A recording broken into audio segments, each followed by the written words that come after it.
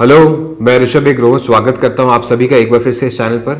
आज zodiac series में बात करने वाले हैं हम about zodiac Cancer, sun sign Cancer के बारे में बात करेंगे। यानी वो लोग जिनका बर्थ डेट आता है 21 जून से लेकर 21 जुलाई के बीच में, 21 जून से लेकर 21 जुलाई के बीच में अगर आपका बर्थडे आता है तो आपका जोडियक साइन सनसाइन है कैंसर, हिंदी में कहूँ तो कर्क राशि।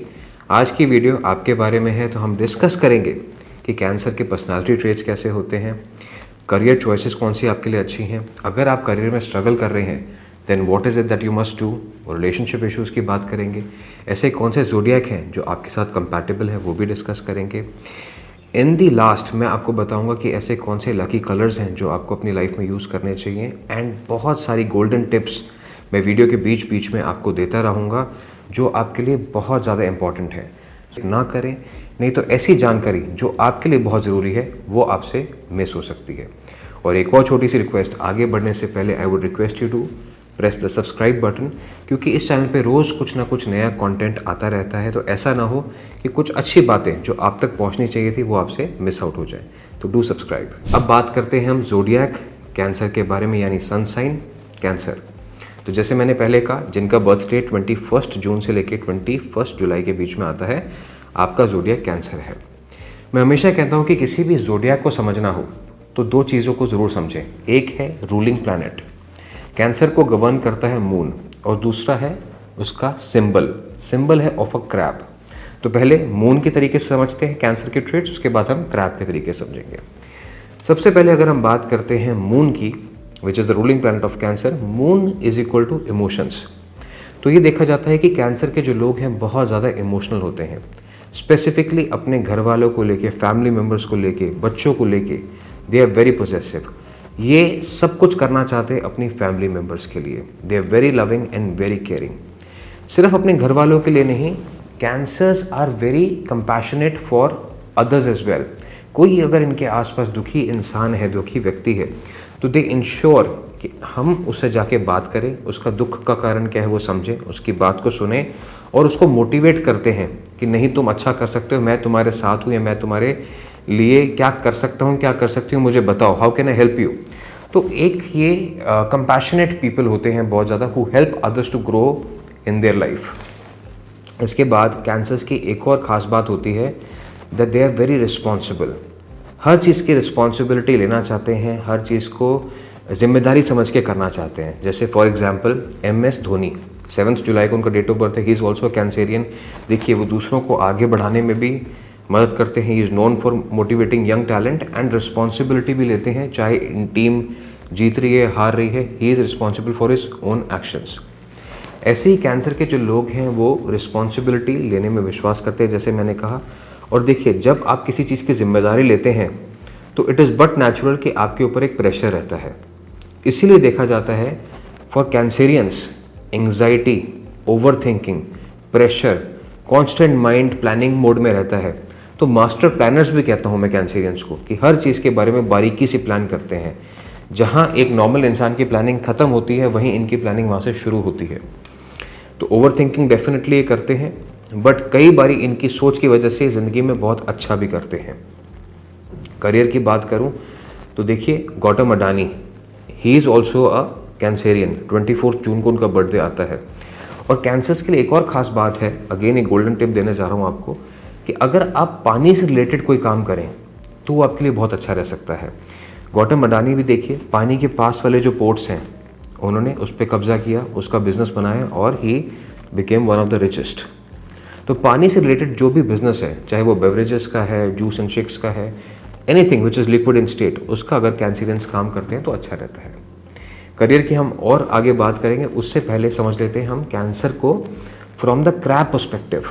देखिए, एक केकड़ा जो कैंसर को रिप्रेजेंट करता है। अब now crabs are known to have a very strong grip, एक बार किसी की उंगली पकड़ लेते हैं तो छोड़ते नहीं हैं। वैसे ही कैंसेरियंस आर डिटर्मिन्ड।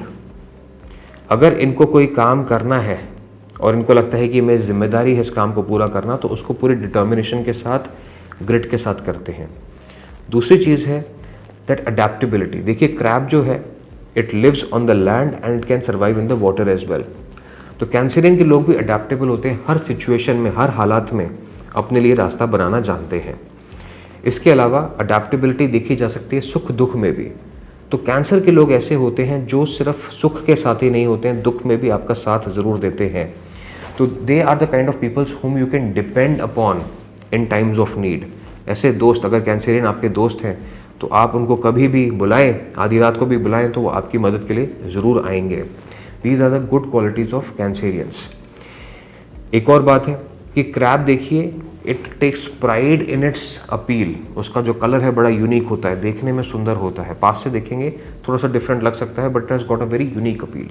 वैसे ही कैंसेरियन के जो लोग हैं उन्हें हट के दिखना, अलग दिखना पसंद होता है। They take their fashion sense very seriously. देखिए MS धोनी सिंपल पर्सनैलिटी है, बट अपने हेयर स्टाइल्स के साथ एक्सपेरिमेंट करते रहते हैं। रणवीर सिंह जो कि एक कैंसेरियन है, he likes to dress differently. Priyanka Chopra Jonas, वो भी अपने ड्रेस स्टाइल के लिए काफ़ी फेमस है। ये सब लोगों के नाम मैं इसलिए लेता हूँ और ये कैंसेरियंस हैं ताकि आप इनके साथ रेजोनेट कर पाए, कनेक्ट कर पाएँ कि अगर ये लोग इन ट्रेड्स को मैच करते हैं तो हम भी इन ट्रेड्स का फ़ायदा अपनी ज़िंदगी में ले सकते हैं। And of course if you dress well then you are more confident. Career की बात कर रहा था बीच में मैं कैंसेरियंस की, जिसमें मैंने बताया कि पानी से रिलेटेड बिजनेस अगर कैंसेरियंस करते हैं तो बहुत अच्छा रहता है। इसके अलावा अगर आप किसी और चीज़ का बिजनेस करना चाहते हैं तो renewable energy, solar, wind energy, इन सब कामों का भी अगर आप बिजनेस करते हैं तो आपके लिए बहुत अच्छा रह सकता है।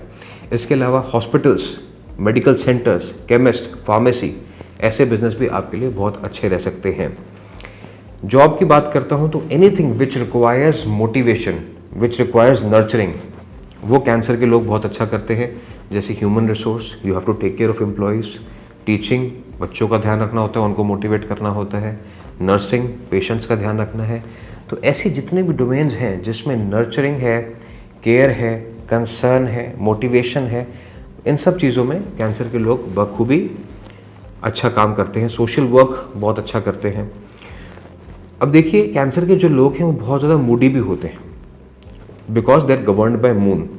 अब मून देखिए रोज़ अपनी शेप चेंज करता है, कुछ दिन बढ़ता है फिर कुछ दिन घटता है। वैसे ही जो कैंसर के लोग हैं किस दिन बहुत खुश रहते हैं, किस दिन बिल्कुल गुस्से में रहते हैं, किस दिन चुप रहेंगे, किस दिन बहुत ज़्यादा बात करेंगे।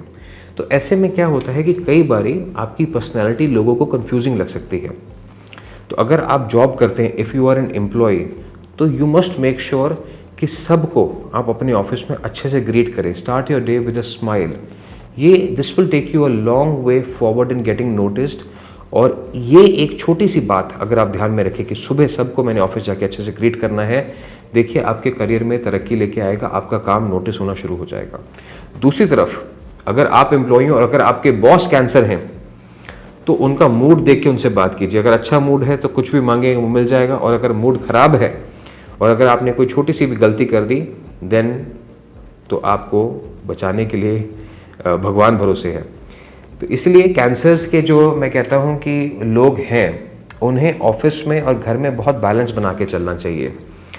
यूजुअली देखिए कैंसर के जो लोग हैं ऑफिस में at times they can be a little bit dominating as well, जिस वजह से लोगों को आपसे कुछ प्रॉब्लम्स हो सकती हैं। तो try to be friendly. Office में एक माहौल ऐसा बनाइए कि आप अप्रोचेबल रहें, लोग आपके दरवाजे पर आके आपसे बात कर सके। अगर आप ऐसा करेंगे तो आपको आपके बिजनेस की बारीकी पता चलेगी, कहाँ कुछ चीज़ें गलत हो रही हैं। You will get the insights and that will be really helpful for you.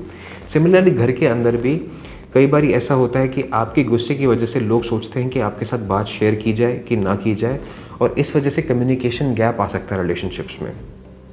ठीक है, रिलेशनशिप्स के और आगे गहराई में बात करते हैं। देखिए कैंसर को गवर्न करता है मून, दैट मीन्स कि आपके अंदर अट्रैक्शन पावर तो बहुत अच्छी है। इसी वजह से अर्ली एज में जो कैंसर के लोग हैं, चाहे मेल हैं चाहे फीमेल्स हैं, ऑपोजिट सेक्स के साथ बहुत ज़्यादा अट्रैक्शन बन जाती है। यूजुअली देखा जाता है कि कैंसर के अर्ली ऑन लाइफ में लव अफेयर्स देखे जाते हैं। मैरिज लाइफ की बात करूँ तो थोड़ी सी प्रॉब्लमेटिक रहती है। क्यों रहती है? इसके पीछे दो कारण हैं। एक तो देखिए जो हमारे लॉर्ड श्री राम हैं उनका भी जो मून साइन है दैट इज़ कैंसर, और उनकी भी मैरिड लाइफ में प्रॉब्लम किस वजह से आई? Because of the third person. तो ये एक गोल्डन टिप है, इस बात को ध्यान से सुने कि कैंसर के जो लोग हैं वो हस्बैंड वाइफ की, बॉयफ्रेंड गर्लफ्रेंड के रिलेशनशिप में किसी भी तीसरे इंसान की जगह नहीं होनी चाहिए। लॉर्ड राम की लाइफ में प्रॉब्लम में क्यों आई? पहले कैकेयी की बात सुनी तो रिश्ते में प्रॉब्लम आई, बाद में रावण की वजह से प्रॉब्लम आई, फिर वापस आए अयोध्या तो लोगों की बात सुन के प्रॉब्लम आई।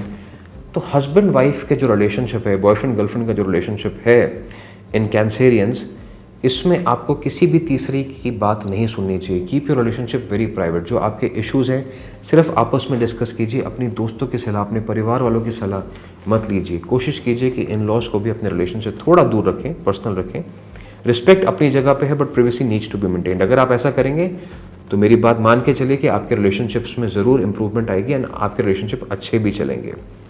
दूसरी इंपॉर्टेंट बात है रिलेशनशिप की कि Cancerians they like to have a lot of attention लेना पसंद होता है। तो अगर कैंसर के पार्टनर्स मेरी बात सुन रहे हैं तो आपको एक छोटी सी टिप मैं यहाँ पे देने जा रहा हूँ, that you must compliment your partner. जिनका ज़ोडिएक कैंसर है आपको उनको कॉम्प्लीमेंट जरूर करना चाहिए। चाहे शुगर कोट नहीं करना है, but appreciate the efforts that he और she is putting in the relationships. अगर आप अप्रिसिएशन दिखाना शुरू करेंगे कैंसर्स को तो आप देखिएगा कि आपके लिए सब कुछ कर जाएंगे एंड आपका रिलेशनशिप जो है बहुत अच्छा चलेगा। You will have many happy moments together. तो इन दो बातों का ध्यान रखिए, रिलेशनशिप अच्छा चलेगा। कंपैटिबल लोगों की बात करें या कंपैटिबल साइंस की बात करें तो स्कॉर्पियो एंड पाइसेस कंपैटिबल है। इसके साथ साथ वर्गो एंड टॉरस भी कैंसर के साथ काफ़ी ज़्यादा कंपैटिबल साइंस हैं। तो दिस इज़ अबाउट रिलेशनशिप के बाद बात आती है, अब हम हेल्थ एस्पेक्ट की बात करते हैं। देखिए मैंने पहले भी कहा है इस वीडियो में दैट कैंसर ओवर थिंकिंग बहुत करते हैं, टेंशन में बहुत रहते हैं, एंग्जाइटी में रहते हैं, जिस वजह से आपका स्टमक इश्यूज हो सकते हैं। Specifically for mails stomach problem होती है, गैस, एसिडिटी, पाइल्स, कॉन्स्टिपेशन ऐसी प्रॉब्लम्स होती हैं। फॉर फीमेल्स लोअर एब्डोमेन की प्रॉब्लम होती है, रिप्रोडक्टिव हेल्थ खराब हो सकती है या हार्मोनल इश्यूज हो सकते हैं, इरेगुलर साइकिल्स हो सकती हैं।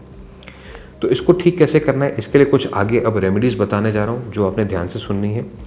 रेमेडीज़ कैंसर के लोग अगर फॉलो करें तो डेफिनेटली आपके ओवरऑल करियर में, हेल्थ में, रिलेशनशिप में, सब चीज़ों में फ़र्क आपको देखने को मिलेगा।